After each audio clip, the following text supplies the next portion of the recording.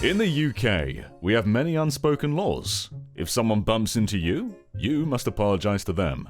Never confront people, only tut, and never, ever miss an episode of Doctor Who. It doesn't matter how poor the quality of the show gets, we can't miss them. Otherwise, we get put in a Tesco freezer. Doctor Who's been around since 1963 and is the longest running sci-fi series in the world. Every generation of Who fan probably has a different perspective on what makes the series great, as the tone and characterization has changed so much over the years, but heart's always remained at the center of the franchise. Every Doctor has a different personality, some emotionally stronger, some angrier, but all wanting to do the right thing by the end. Jodie's Doctor may have had some incredibly weak episodes, but there's still going to be a generation of children looking up to her as their first Doctor, and while the writing took a dip, she gave it her all. Inconsistency in quality is something Doctor Who fans know all too well, and would you believe that video games are also not consistently high quality? For you, and only you, I played every Doctor Who video game ever published. I didn't just dabble in them either, I played them all to completion, and I've nearly forgotten how to feel. Is happiness the thing where tears come out of your eyes? I don't remember. I'm defining a video game in a traditional published sense, so we're not diving into the Flash games from the BBC website from back in the day, although I did play a lot of The Last Dalek. I remember that being pretty good. Rad as flip, some may say. There's also a bunch of mobile games, and I'm treating most of them in the same category. We're looking at the big boys on console and PC, and with that said, there's 14 of these sickos out there, and most of them only released in the UK. There's as many games as there are Doctors unless you count David Tennant 3 times, or Ruth, and I'll be honest, some of them are among the worst games I've ever played in my entire life. But a few squeeze through the gaps and manage to actually be something great. So come suffer with me, and let's find out what won't make you want to die. In the United States, you'll often hear about the video game crash of 1983, but that wasn't really a thing in most parts of the world. Atari didn't destroy consumer trust with ET in anywhere near the same way, and Nintendo didn't really rise to power. Over here, Sega with the Master System was often way ahead of the NES, and outside of handhelds, Nintendo just didn't have a market prominence until arguably the Wii. And that's because up until the PlayStation, the market was all about PCs. So instead of Nintendo, Sega, Atari, SNK, what was popular was Commodore, the ZX Spectrum, and who can forget the BBC Micro? Yeah, there was a huge variety of platforms to choose from, but BBC with their PC were able to offer first-party games exclusive to the BBC Micro, and that gave birth to Doctor Who, The First Adventure. This released in 1983 and stars the 5th Doctor, Peter Davison. There he is. We're starting off strong here, because this is perhaps one of the worst games I've ever touched in my life. Every level is basically a rip-off of a popular arcade game, and this first one, imagine Pac-Man, but instead of smooth mazes, you've got incredibly jaggedy lines that you get stuck on, and the AI won't. You need to try and make your way around the board picking up segments of the time key. But every time you do that, the AI gets faster, and by the final piece, they are so much faster than you, and you've got to get all the way over there! Ah!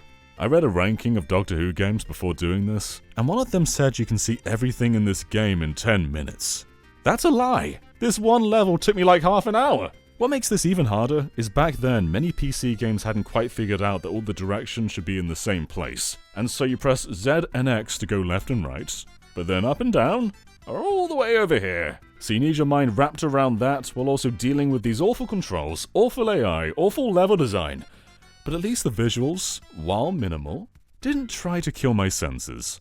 What the hell is this? The second level is Frogger if Frogger sucked. It's such an eyesore, what the flip am I looking at? Oh look, it's the famous Doctor Who villain. It's the Loch Ness Monster. And his friends. Everything on screen moves at the same frame at a time, and looking at this makes me want to dig a hole and just not come out of it.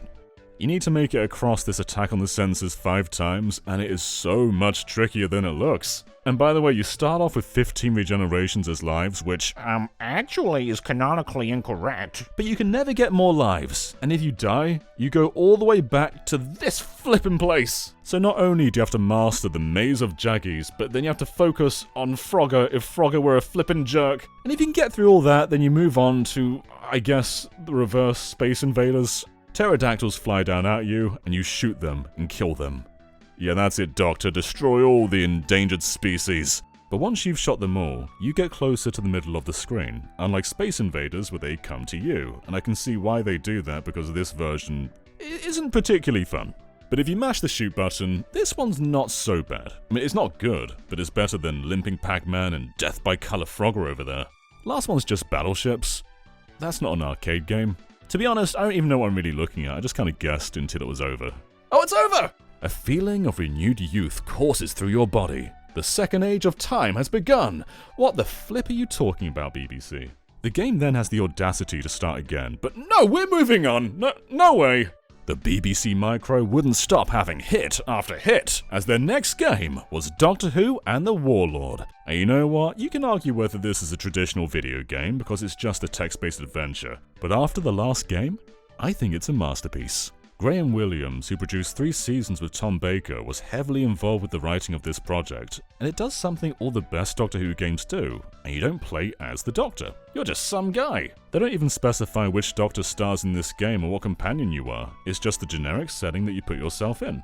You exit the TARDIS with the Doctor, but get separated in a futuristic battlefield, and from there, you've got to input commands and see more of the world and story through your imagination. Alright, go south! Oh, we died. Yeah, this is definitely a game of its era, but I think you can have fun with it. Oh no, we've bumped into enemy forces! How can we convince them to let us go? Punch them! Punch them hard! Punch their tusks! Punch their tusk off and grab it and stab them with it!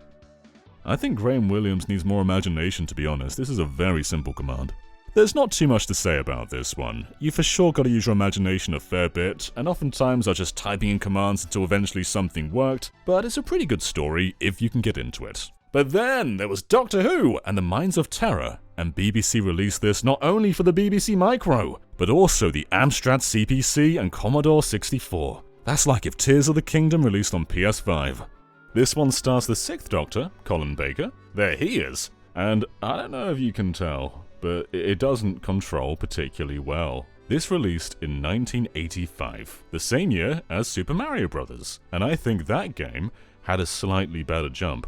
It's not just that the mechanics are bad and the game moves at a sloppy rate, but look at the jumps they expect you to do. You barely make the most simple jumps, and I have zero confidence they'll ever land. On the positive side, it's a very funny game. Every time you die, it tells you what kills you, so it will say regeneration by rock or whatever. So you can get some really dumb deaths, like regeneration by egg. That made me chuckle. Is that a Dalek going upstairs? They're not meant to be able to do that until 2005! Shake my head! Oh, apparently it's not a Dalek, it's a controller. And you have a robot cat. Are they sure they had the Doctor Who license? Why not Daleks and K9? Like the robot dog? Why a robot cat? These things aren't in Doctor Who. Oh, it's because the developers were actually making an entirely different game as a sequel to their own property, Castle Quest. But late in development, it was changed to be a Doctor Who licensed game. And when I say Castle Quest, I don't mean Castle Quest for the NES, a notoriously bad game. This one has a space between the two words, so this one doesn't. This one's Castle Quest, and this one is Castle Quest. Castle Quest was actually seen as one of the best games on the BBC Micro. A high honor, I'm sure. So what the heck happened here? The story of this one is the Master wants to use a mind to become the devil. The devil? What the flip are you talking about, BBC? I guess what's kinda clever is while the Doctor is completely defenseless, you can program commands into the robot cat. You can kinda use them as a companion to solve puzzles and reach different areas, which for its time is very ambitious. I can't compliment it more than that though, because why is this map so big? Jesus, I am so lost. This game had to come with a RAM expansion pack to even run on the BBC Micro, kinda like DK64. So this was actually more expensive than most other BBC Micro games. All for this. Fellas, I'm gonna be honest, I don't think this is one of the good ones. Unfortunately, the BBC Micro wouldn't receive any more Doctor Who games, and 1992's Dalek Attack released on Windows PC, Commodore 64, Amiga, Atari ST, and the ZX Spectrum, and flippin' heck, look how good these comic panels look! This is legit incredible pixel art, I love this so much! This is what joy feels like, I remember joy! Man, the entire presentation rocks, the sound, the visuals. I don't know, maybe the BBC Micro has poisoned my expectations and everything looks good now, but this is good, right? This looks good! Story-wise, it's a pretty standard Dalek invasion. Davros has sent the Daleks to invade Earth, and they've completely conquered everything and set the world to ruin. You play as the 7th Doctor, Sylvester McCoy, but you can also choose the 2nd and the 4th Doctor, and that's awesome fan service. There's even a 2-player mode where you can play as either Ace or a unit soldier. Now, it may sound like I really like this game, and by the standard of the other ones, I do, but that doesn't mean it's good. I mean, as a Doctor Who game, it's not exactly loyal to the source material. In the show, the sonic screwdriver opens doors. It can sometimes do whatever the writers want it to do, but usually it doesn't kill people. Well, in this game, the sonic is now a weapon of mass destruction. You can just shoot whatever you want. Blow up Daleks, kill humans. Yeah, humans. Die, humans. What the flip? Is that a grenade? Oh yeah, the classic Doctor grenade maneuver. I remember that from Season 7, Episode 4. Always loves throwing grenades at humans. Good lord! Seeing the Doctor shoot a dinosaur in the sewers is another classic Who moment. Who could forget that episode? Even outside of the questionable licensing, the game's just not great. Sometimes you spawn in a room and you're immediately shot at. There's nothing you can do. You can get these cool little Contra power-ups, which is rad, but unlike Contra, they run out, so that's not rad, and then you're back to this very weak standard attack. There's some decent variety. You go all around the world, from London, where you face off against this cool giant Dalek. The other bosses are just kind of generic machines, but we've also got Paris, New York, Tokyo, and then finally take the fight to the Daleks at Skaro. We even get a cool glimpse at the Dalek Emperor, which only existed in expanded media, and wouldn't get a full TV appearance until the reboot with Eccleston. But what's weird is a bunch of games actually bring back the Emperor, even though the show's only ever done it once. So we make our way through the Dalek chamber, nimbly throwing grenades at their faces, until the final show-off with Davros. What gnarly schemes does he have up his sleeve? Oh, it's over. The game where the Doctor murders humans with his sonic and throws grenades at them is thus far the best Doctor Who game we've seen. The bar is here at the moment, but it can only get higher, right? So what happened after that? Nothing. For a few years. The 90s was a strange time for Doctor Who, as the show was essentially cancelled. Sylvester McCoy retired from the role in 1989, and the 8th Doctor wouldn't appear until 1996, but only for a movie. The series was on hiatus until 2005, making a 1997 video game a little strange, but this was Doctor Who, Destiny of the Doctors. A pretty incredible piece of fan service. We're also out of the age of microcomputers. This is a full-on first-person 3D Windows PC game. Destiny of the Doctors does something no other game does, and lets you fully explore an open TARDIS. A bunch of other games let you explore the dashboard and maybe travel to a room or two, but the TARDIS is meant to be an expansive space with thousands of little rooms, and this explores that more than any other game. But what really makes this special though is how seriously the BBC seem to take it. I guess some writers over there really wanted the series to return, so in Destiny of the Doctors you've got brand new voice lines recorded from the 4th, 5th, 6th and 7th Doctors. Unfortunately Doctors 1 through 3 had passed away, but they are in the game. There's both impersonators and archive footage for them. But the real star of the show is Anthony Ainley as the Master. Again, just ignoring the movie which had a new Master, they've gone back to the old one. They recorded full motion video scenes, and they can be incredibly funny. So the plot is the Master's imprisoned all incarnations of the Doctor, but they summon you to protect them. The TARDIS is full of monsters like Daleks, Zygons, Cybermen, and while the navigation itself is rather clunky and confusing and oftentimes just feels like a maze, I have so much respect for what the writing and production staff achieved here. I don't think Destiny of the Doctors is a great game. It can feel like you're aimlessly wandering around until you eventually stumble on the right area, but it still feels worth it for everything it achieves as a licensed game, especially for the time when Doctor Who wasn't really a thing. And that is the legacy set of Who games. A mixed bag, some of them absolutely dreadful and none of them particularly in-depth, but at least Dalek Attack looked really cool, and Destiny of the Doctors did a lot with the material it had. But in 2005, Doctor Who was back, and bigger than ever. The show's budgets were bigger, the stakes were higher, and it was even starting to find a global audience outside the UK. And while it took a few seasons, we would begin to get Doctor Who games again, and far more ambitious ones. I started this speech too soon because the first one we got was Top Trumps in 2008. This is technically a David Tennant game, and the only one he had in his own era. Sorry Eccleston, you don't get a game. I don't think Top Trumps is that big outside of Europe, but it's a very popular and very simple game here in the UK. There's just batches of cards that are usually licensed to all kinds of things like sports teams, movies, TV shows, whatever really, and each card has a bunch of different stats. All you gotta do is choose a stat and hope the number is larger than your opponent's in that category, and then you get their card. You keep going until your opponent has no cards left. So how does that translate to a video game? Well, I'm glad you asked. It's basic as flip. There's an adventure mode with 6 incentivized playthroughs, where you start off as the Doctor and face off against the Slovene, Captain Jack, the Cybermen, then Martha, and finally the Daleks. And then you can do the exact same thing, only you play as the Slovene and take on all the other characters. Invigorating. I'm not really sure if the Doctor is enemies with all these opponents, because I get the Cybermen and the Daleks, but Captain Jack and Martha? I'm trying to picture the scenario here, because clearly we're friendly with them. So are we just playing a card game with the Dalek?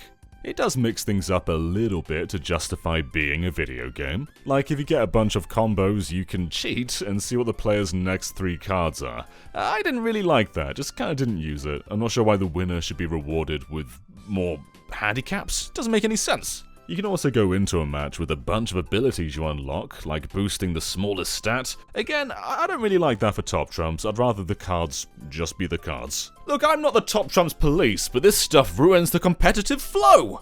I do like the little mini-games that break up each round. Sometimes it's as simple as, oh, which one's the Martha card? But other times they twist the formula a bit by not showing you your stats, so you're guessing if you're higher or lower than your opponent just from the character. And as a kid, that's the kind of stuff I used to do with Top Trumps. It's pretty cool seeing that in an official game.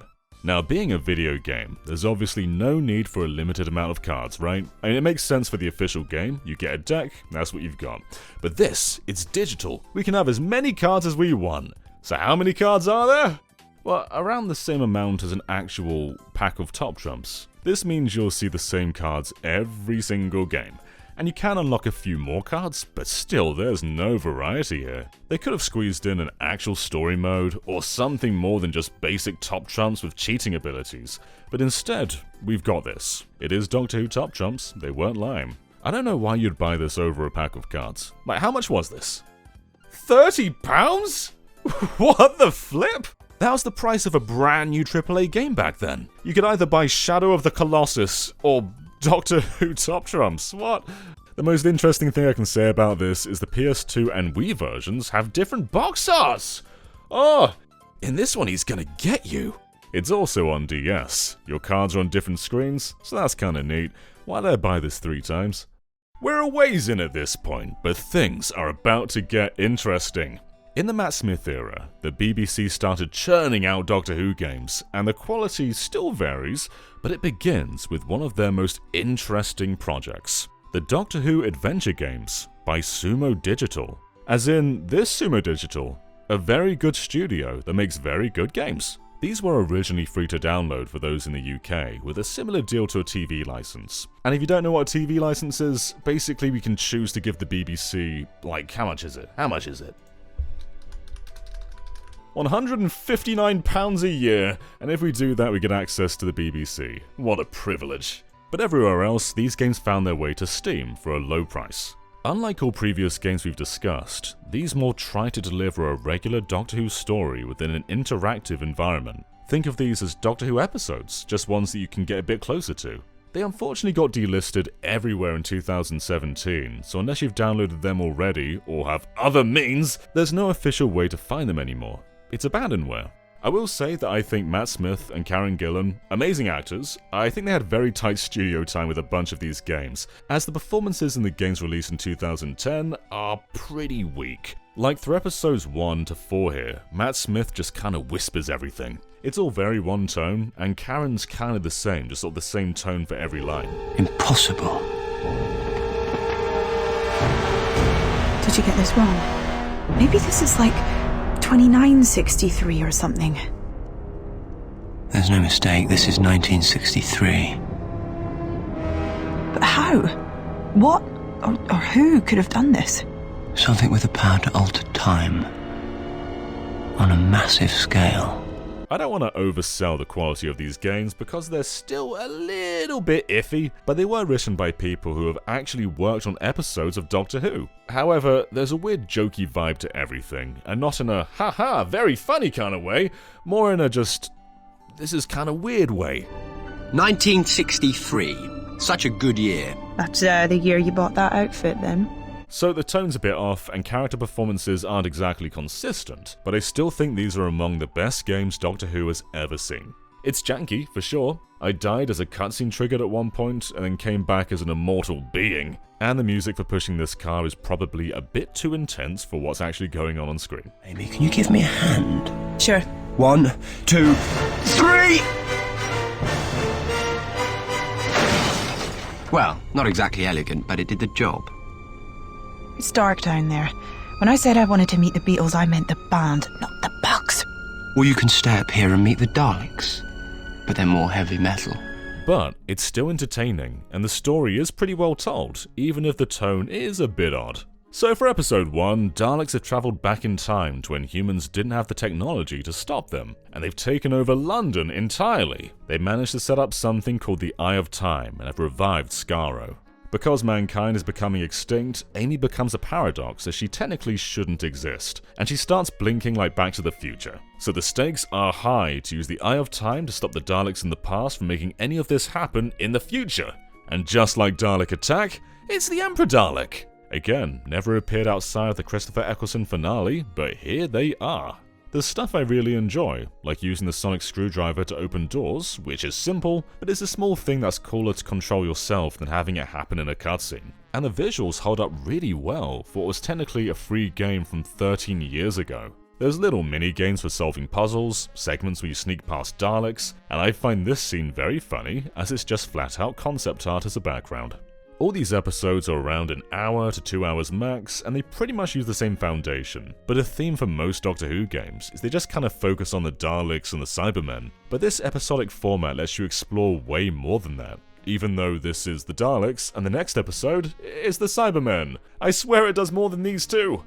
They actually do have interesting elements here, like a new species of Cybermen called the Cyber Slaves. It's never been in the show, but if a Cybermat bites you, it temporarily converts you into a zombie-like Cyberman. And they're not the smartest. Look at him go! Matt Smith does not care. I like this episode quite a bit more than the first. It mostly takes place in this Atlantic base that's pretty open to explore. A small cool thing is the Sonic can melt ice, which is canon. The 11th Doctor did that 2 years before this game released. It makes sense, it can do this, yeah! This is mostly just a small story of the Cybermen taking over a research base and you putting a stop to them. Although after awakening the Cybermen and a woman dying, Matt Smith says this. But I gave you life! No, you don't have to kill her! Cybermen do not require cyber slaves. Cybermen are superior to all.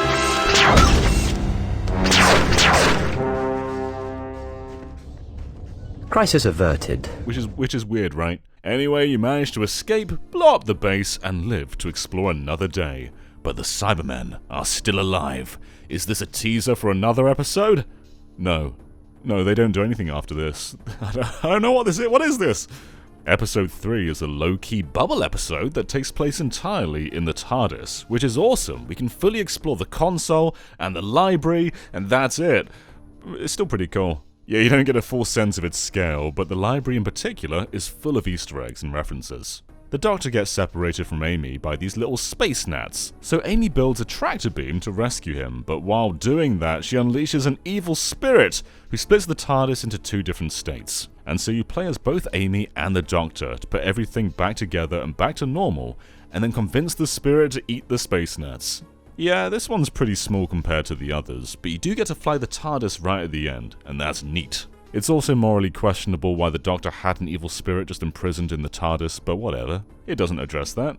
And the final episode of Season 1 of this game is probably my favourite. It brings back the Vashta Narada from River's David Tennant episode, the shadow enemy that eats anyone standing in the shadows. Despite being a cool enemy, it's never reappeared again in the TV show, and it makes for a really cool gameplay mechanic when exploring the most open area yet in this underwater base. It's also technically a Christmas level, a very desolate Christmas, but it's one of the few Christmas games I can think of, so I'm going to play this every year. Ho ho ho, kids! There's also a lot more free roaming, like having to go back into the shadows to find hidden ingredients for a cure, and it's genuinely great avoiding the shadows and sneaking past deceased crew members being controlled by the shadows. It's good stuff. I really do suggest playing these games. However, Season 2 is only one episode, but it feels like the entire season's budget worth went into it. This released the following year in 2011, and the voice performance is leagues ahead. Actually, the cast is way bigger too. Every episode in the first season just had the Doctor, Amy, and then one or two NPCs. But this one not only brings Rory in too, but it has a semi-open world full of fully voiced NPCs. There's a world map that lets you go back and forth between different areas in Victorian London, and it does something few other Doctor Who games do, and explores actual history. This is the Gunpowder Plot. It makes some minor additions to the formula too, like giving the Doctor psychic paper. It works like the screwdriver, where it's not really a major feature, just sometimes you'll flash people the paper and they'll say, "Ah, you're the guy, come on in." It's neat. Everything is way larger, more varied, more polished, but it does still fall apart in areas. I backtracked to the TARDIS at one point to find the texture was just completely broken. And at one point this guy said, "If you see Barnaby, blah blah blah blah blah." That's Barnaby right there. He's literally right there next to us. By the way, what voice do you think this kid has? This kid sounds like this. I don't know where he is. Last I saw him, he reckoned he'd found a way into the Green Lady's house. What does this kid sound like though? Why? I ain't done nothing. Why does he sound like he's 5? Oh, and good lord, Rory's model. This is terrifying. Help! Help! Help! Despite being a historical episode, there's still alien stuff going on. This brings back the Rutans, who haven't appeared since 1977. They're jellyfish-like aliens who can shapeshift into things that aren't jellyfish-like aliens. They find themselves stuck in the Gunpowder Plot with their ship crashing underneath London. And the Soltarans arrive seeking their doomsday device. But 5-year-old Barnaby over here has snuck in and stole it. What a sneaky old Barnaby. The Doctor ends up giving both the Rutans and the Soltarans a doomsday device each, creating a stalemate, and the two surrendering. Guy Fawkes is also here. The historic elements are more for the setting than the actual story themselves, but there's still plenty of interaction sprinkled in. It's a pretty good story, and leagues ahead any other episodes in characterization and gameplay. If you're going to play anything in the adventure series, it probably should be this one, but I do recommend playing the other ones too. They're all good in their own right. But the Gunpowder Plot is for sure a top 3 Doctor Who game. But Matt Smith had many more games, and I think they expected these two right here to be huge. Doctor Who Return to Earth and Doctor Who Evacuation Earth, a duology released on the same day. The reason I think they expected this to be big is because they made a flippin' Wii Remote for it. This is an official sonic screwdriver Wii Remote that works with any game.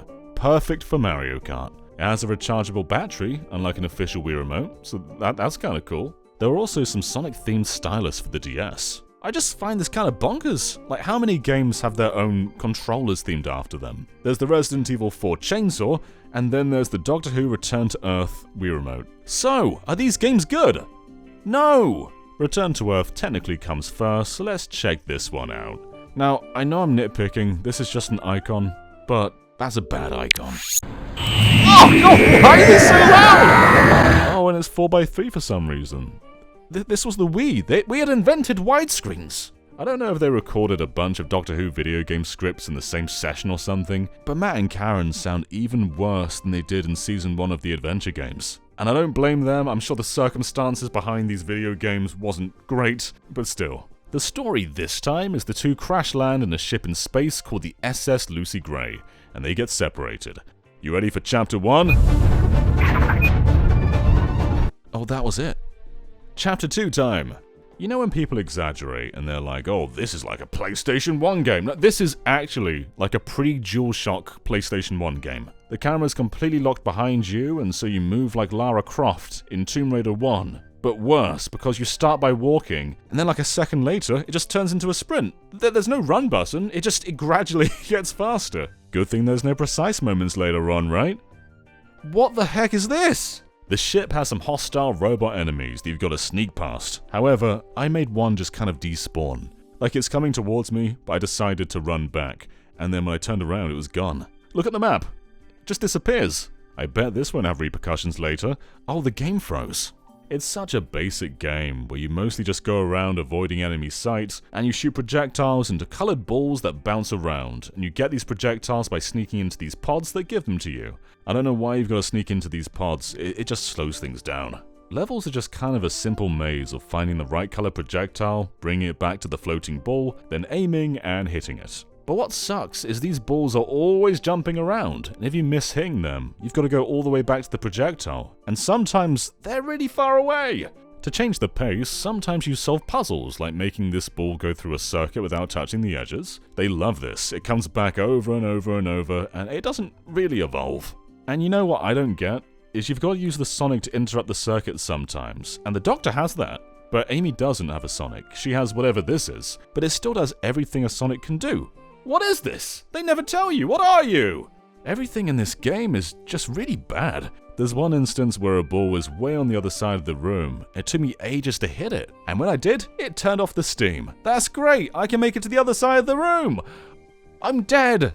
A really funny oversight is they throw in these little vents every now and then, and they're only intended to be viewed from a bird's eye view, but you can still go first person in the vent and look at all the broken geometry. Doctor Who Return to Earth boundary break when, she says? Eventually you make your way to the center of the ship, and uh-oh, who could have guessed the Cybermen were behind this, other than them being on the box? And you know what, when you die you see Daleks too. I wonder if they'll show up. This Cyberman just decided to stop following me. He just gave up. He doesn't need this. I don't know if you can tell that this game likely had a rushed development, but right now it's playing 2 songs at once.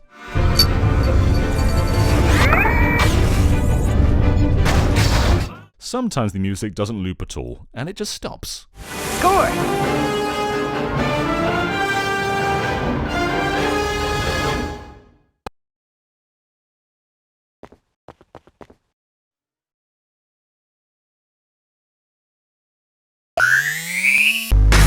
Nice!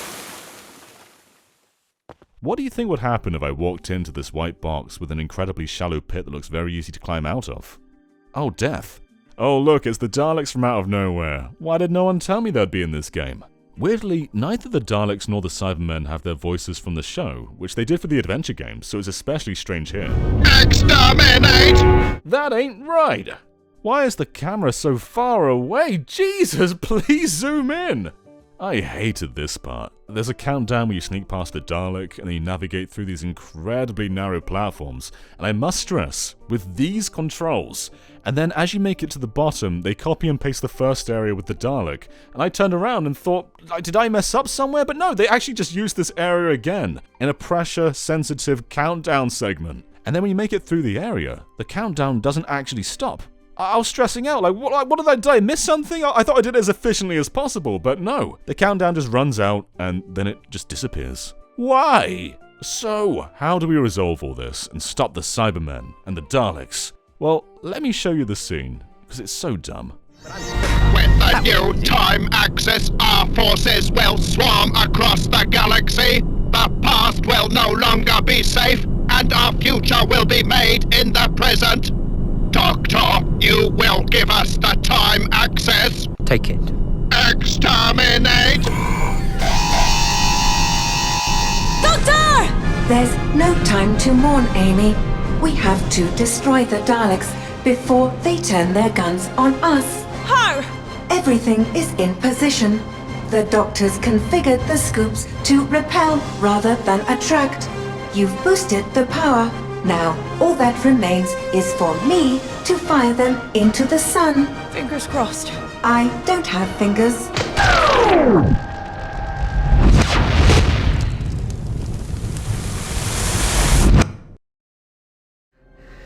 It worked.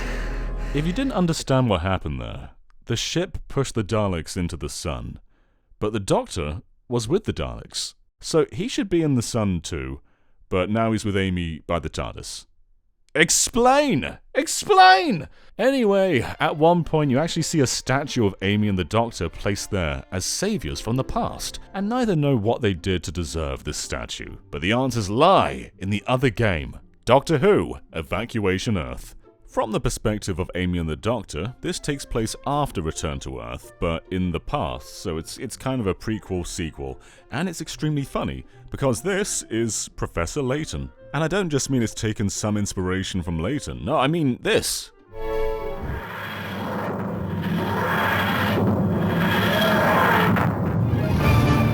Excellent work.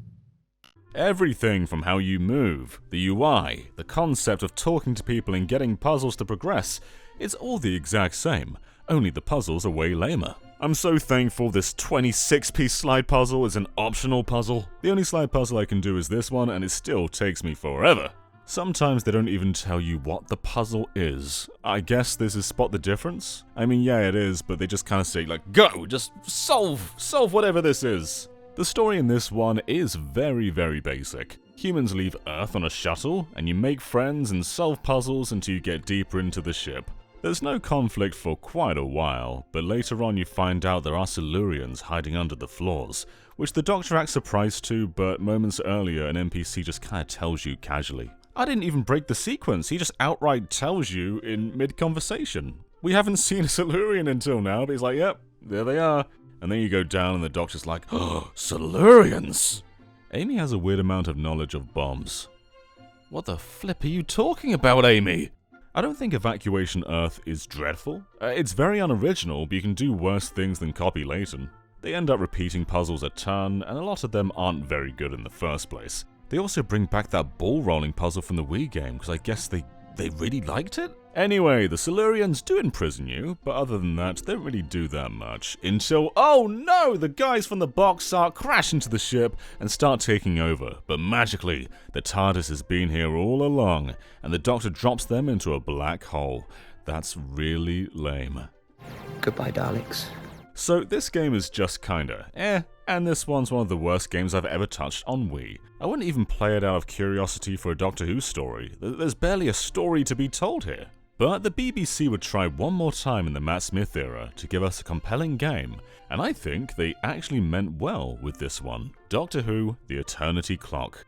Physical versions are first-party published, and I find that very amusing. Sony actually did that a ton in the Vita era, with Phineas and Ferb, The Muppets, I guess Doctor Who. This released on PlayStation 3, PlayStation Vita, and PC, and feels way higher budget and bigger than what came before, all while playing from a 2.5D perspective. Matt Smith's performance is excellent, and this is the only Smith-era game not to have Amy, and instead co-starring River. You can actually play two-player co-op, but the game often splits up the Doctor and River across different time periods, so it doesn't actually work that well as a co-op game, because you're only really together sometimes. The Doctor is defenseless, and mostly just partakes in fine platforming. It's not great, but it's okay. But River's got a few offensive maneuvers, like a lipstick she can use to knock people out, and a gun.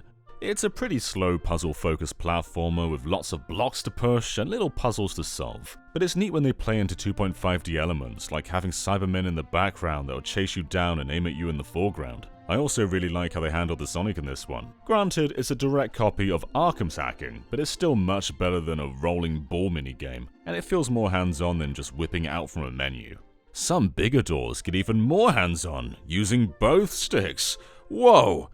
The game's not without its issues, though. Puzzles tend to happen in real time, and sometimes you're being chased or just have to do something really quickly, and if you're struggling with a puzzle, you can get really far behind, and there's no option to just restart and try again. There are puzzle tutorials, but I was too scared to use them because the sound effects in the background still keep going. Like I'm being chased by Cybermen right now, and I could learn the puzzle, but their footsteps aren't stopping. I don't know if has this stopped the gameplay? It doesn't sound like it has. This puzzle here is actually really simple. You're just meant to sort of hook together the two sparkling segments, but because I was rushing, that wasn't really clicking with me, and I thought you had to make everything connect, and so it took me 7 minutes to solve this puzzle. Now, the problem with that is you've got to hold off the Cybermen in the time it took you to solve that puzzle. So because it took me 7 minutes, I've got to last 7 minutes holding them off, and I'm not sure that's possible. I was being as efficient as I could possibly be, and I wasn't even getting close. I actually had to restart the entire chapter just to do this more efficiently because I just simply couldn't hold them off for that long. I did it in 50 seconds this time, but I had to repeat all of this There's a few cool things about the Eternity Clock though. You actually time travel, which somehow no other Doctor Who game has done yet. I mean, we don't do this via the TARDIS for some reason, but rather these ripples that appear every now and then. And the plot is basically that there's a time storm making reality unstable, and it's all because parts of the Eternity Clock have been scattered around the world, and many of the Doctor's enemies are harnessing them. You take advantage of time falling apart by transitioning through different areas to make progress, like traveling through buildings in one era that aren't there in another. It's mostly all linear without your input, but it is still pretty cool. You get one piece from the Cybermen by going back and forth through modern day and Victorian London, one in the past from the Silurians, one from the Silence in a shootout that feels a bit too similar to a scene from the show, and finally one from the Daleks. I really like the bit with the Silence having to stay in their line of sight as you platform around, but I didn't quite get what did and didn't count. Like, this is a failure for some reason, but this is fine. Where are your rules? There are a few little funny glitches and hiccups, like voice clips telling you what to do will often play well after you've actually done it, and the Doctor can't survive jumping off this specific ladder. But this is fine. And is the Dalek meant to be saying something here? Because it seems like it is, but it's not. They do the same thing Evacuation Earth did too, and reveal a big plot device before the stories seem to be ready for them to do so. Like, the Doctor here doesn't know what the Eternity Clock is, but he actually refers to it by name earlier. It's ticking, like a clock. It's a clock, how can it be a clock? It's an eternity clock. Pardon? London. Worse than that, River, they're using the storm within the Eternity Clock to power the whole system. Outside of these little moments though, I think this is one of the better ones. The story is maybe a bit generic, but it's well told with great voice acting. And oh look, it's a Dalek Emperor again. And we're still not done with him. More games are going to use this guy. I don't know. Why? Did game writers just see this scene and think that is gonna be my life's ambition to bring him back? The saddest part is Eternity Clock ends on a cliffhanger. This was intended to just be part one of a trilogy of games, and we never find out the actual purpose of the Eternity Clock. Someone out there wanted the Doctor to collect all the pieces and bring them together, but the game ends with the clock taking over the TARDIS and drawing River and the Doctor to some unknown location, with no sequels. And that was the end of the Matt Smith era of Doctor Who games. Incredibly low lows, but also some of the best games thus far. And it only gets better. Peter Capaldi didn't get a traditional Doctor Who video game, but Doctor Who was a prominent part of LEGO Dimensions. The Doctor's both part of the main campaign, but there's also a standalone adventure with the minifigure. And if you haven't played LEGO Dimensions, it's a toy-to-life game that came with Batman, Gandalf, and Wildstyle. You can scan other toys in to play as them during the story, but all the cutscenes revolve around these three characters. The Doctor appears really early on. First you go through Oz, then Springfield, Lego Ninjago, and then, as you're surfing through dimensions, Batman finally meets the Doctor. Finally! Capaldi does an incredible job sounding more animated and really working with his voice, but he doesn't really make much of an appearance in this stage. It's more Batman, Gandalf, and Wildstyle making their way through a Cyberman ship to find the next keystone. They smack down on the Cyber King, chase its head as they're chased by Cybermen, run through a graveyard leading to Weeping Angels, and the next few Who games use these guys too, and for good reason. They work very well in video games. Angels have always been some of the best Doctor Who monsters, and it's such a natural fit for games. Although in LEGO they only move when the lights shut off. It doesn't really matter if you're looking at them or not. Eventually, the head leads us to a band of Daleks, and a Dalek Emperor. Who could have seen that coming? The Emperor uses a shrink and growth ray to try and hit you with Dalek beams, but you manage to build some stuff and smack into Daleks with Gandalf's powers. It ends with the Doctor flying in on the TARDIS and reflecting the beams back at the Daleks and shrinking them, including the Emperor. It's a pretty great level, although the gameplay is just your basic LEGO affair. The Doctor doesn't really do anything for the rest of LEGO Dimensions, although he does save the day right at the very end. While the story stuff is pretty cool, the real interesting bits come from the Doctor Who LEGO pack. You get a Doctor Who figure, the TARDIS, and K9. I went wrong somewhere with K9's building instructions, I'm sorry.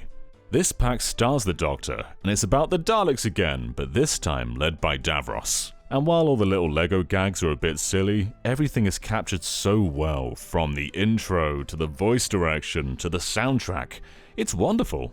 The Doctor as a playable LEGO character is a little on the weak side. You can use your sonic screwdriver to interact with a few bits, but when it comes to combat, you just kinda slowly whack the Daleks with your screwdriver. It's much better using other characters for the whacking. Although K9 rocks! Total destruction! Kapow! Peter Kapowie! Kapowie power! That's his catchphrase. Now, this is the first Doctor Who game that actually lets you travel in time with the TARDIS as a gameplay mechanic. Like, you can go back to Victorian London, change where a room is constructed in a building, and travel back to present day to solve a puzzle in real time. That kind of stuff rocks. I could have probably done without the hacking minigame though, where platforms appear depending on where the Doctor is on the toy pad. LEGO Dimensions is filled with this stuff, and it can sometimes be a little bit awkward. The Doctor manages to find his way onto Davros's ship, where he finds out something devious. Davros, not so much a bad penny as a mad penny. What have you done with the population of the Earth? I have given them new employment. The Daleks. They're... Yes, Doctor. Your precious humans. Uh-oh. You make your way to Trenzalore, which honestly doesn't serve much of a purpose, but eventually you end up in Skaro, which has been completely reformed by the Daleks. After some Dalek smacking, you face off against Davros and manage to hack into a Dalek interface, making him the enemy of the Daleks instead of the Doctor. Both the story mission and the expansion mission are truly pretty fantastic, but it's the playing around that I like the most. Once you complete the level pack, you unlock regeneration, and now when the Doctor dies, he'll regenerate into his 13 forms. And the coolest part is when you enter the TARDIS, the console changes with him, so you get so many small, awesome details that I'm sure most players will never see. But yeah, every Doctor's in this game. Only Peter Capaldi had new voice acting, the rest of them are archived clips, but still, it's so cool. You also get Doctor Who World, an open hub to explore with side quests from fully voiced characters like Missy, Madame Vastra, and Captain Jack, and that's before he reappeared in the Jodie era. Clara's also lurking here as an Easter egg, and she does have new dialogue, but there's not much of it. I like how in this expansion level, K1 from the Tom Baker era comes back. That's something I never thought I'd see again, but you take him down as K9 and you save Clara. I don't know where this fits into the canon. I'd really love them to do just a full-on Doctor Who LEGO game. Everything here rocks, and there's so much more room to expand. Doctor Who LEGO Dimensions? Very good Doctor Who game. And that brings us to the last few games. Jodie Whittaker's Doctor has gone in a pretty different direction when it comes to video games, doubling down almost entirely on virtual reality. The first one was Doctor Who The Runaway, released on Steam in 2019. And this is beautiful, like amazingly stylized. This is rad as flip. It's 10 minutes long, but it is free though. You end up in the Doctor's TARDIS as a silent companion, and she shows you a ball of energy called a Volta, but others want to claim this power for their own, so it's up to you and the Doctor to return the Volta to its home planet while avoiding chase from those who want to stop you. It's simple, there's not much interactivity, but it looks so good and is so well animated that we can just give this tiny runtime and minimal gameplay a pass. Cause look at it! I like this a lot. The same year, in 2019, we also got a much bigger VR game with Doctor Who The Edge of Time. However, there's also Doctor Who The Edge of Reality. Are these sequels? No. They're the same game, apart from this one claims it's a Jodie Whittaker and David Tennant adventure, which, wait, that sounds like a big deal, go back, what do you mean? So okay, Edge of Time and Edge of Reality are the same, except Edge of Reality is a non-VR version with an extra chapter at the end that does feature David Tennant. I'm playing the Switch version, and it's not good. Are these bins okay? You play as an anonymous individual who's been trusted by the Doctor to save the world while she does other stuff, even giving you her Sonic. You sneak through a Dalek-invaded London, which has been done a couple of times in games now, through a forest that the Switch does its best to handle. Look at those mountains grow. A spaceship with laser puzzles, Victorian London, and Dalek-invaded ruins. It's mostly your typical first-person explorer fun with very light puzzles, but man, you can tell this was meant to be played in VR. There's one part where you have to make the TARDIS fly by pressing buttons on the console, and that's really quick and easy in VR, but extremely fiddly in non-VR. There were a lot of moments like this where I just couldn't quite trigger what it wanted me to do because the trigger box was so tiny. It was definitely meant for your hands and not a controller. I find these enemies in the forest very funny. They spawn in places and then run out of sight, but then you go around, there's nothing there, and it's very clear that they've just gone through the ground. In fact, I can see this one here. You can see it going through the ground. Jodie shows up every now and then over the radio or as a hologram in the TARDIS, and she's good. But the story is so exposition focused. You never really see or learn anything yourself. It's all just yapped to you while you stand around and listen. And the gist is basically the first living creature in the world has unimaginable power and wants to destroy everything. But using everything you've picked up along your adventure, you stop them. It's a little lame.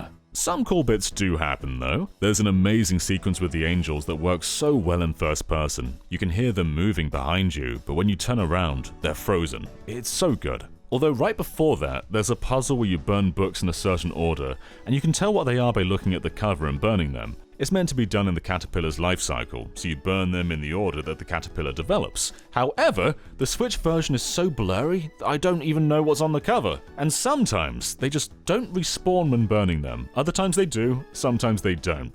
So I had to restart this chapter, the whole chapter, twice. The final Dalek chapter is pretty good. Our empire stretches from Skaro to New Spyridon. New Spider-Man? Sneaking past Daleks is genuinely a lot of fun, although the save points are right after the encounters and you can cheese it by running past them and just respawning after they kill you. There's also a shooter section where you become a Dalek, and sometimes the characters in this game chat so slowly that you progress faster than the conversation. I'll take the TARDIS database over killer aliens. Let's do this! So I completely missed what happened and why we're in the Dalek casing. Oh well. Kapowie! Why are these things so fast I can't hit them? Jesus Christ, slow down! In the original version, this would have been the final level. You use all your stuff to defeat the big lady and restore balance to the universe. However, they needed to sell another game and put David Tennant on the box, so in Edge of Reality, you go back to the start of the game, but instead of Jodie talking to you, there's David! Right, where was I? I'm the Doctor. Just probably not the one you were expecting. You're the Doctor? Oh yes! You don't sound anything like the Doctor. Well, I must do a bit. Teeny bit. No, nothing like her. In fact, I reckon her. Oh. Ooh, I cannot wait to see River's face. She'll be in 7th. Sorry, easily distracted. You would think this would be an awesome time to do a double Doctor story, but no, they never actually really meet. In fact, there's really no reason for the 10th Doctor to be here. You take him out of the story, and nothing really changes. But this is the only time we've actually had David Tennant in a Doctor Who game with original lines of dialogue, and he does a great job. He's not there much, but you do hear him over the radio a few times, and it's always a good time when he does. The extra act leads to an encounter with the Cybermen and their mysterious boss guy, the Cyber Reaper, who can travel through time and space. This place is extremely funny. If a Cyberman catches you, they just sort of look at you, just give you a little look. Got ya. You end up on Mars somehow, and I think they did this just to show you a 3D model of the 10th Doctor, and it's horrible. It's horrible. Oh my goodness. The two of you run around together, there's his iconic run, and then you run through an area which quite literally reuses any asset it possibly can from the entire game. And then, there's a really weird twist. So, the Cyber Reaper has made a new reality out of this broken world, and you're told in this reality, the 10th Doctor and Madame Pompadour had a family together, and if you save the world, you'll destroy that reality, and that's a moral position the Doctor is put in all the time. They're trying to tell you that the Doctor and Madame Pompadour smushed booties. Is that allowed? It's weird. But yeah, you say flip that, and sonic a vortex and save the world.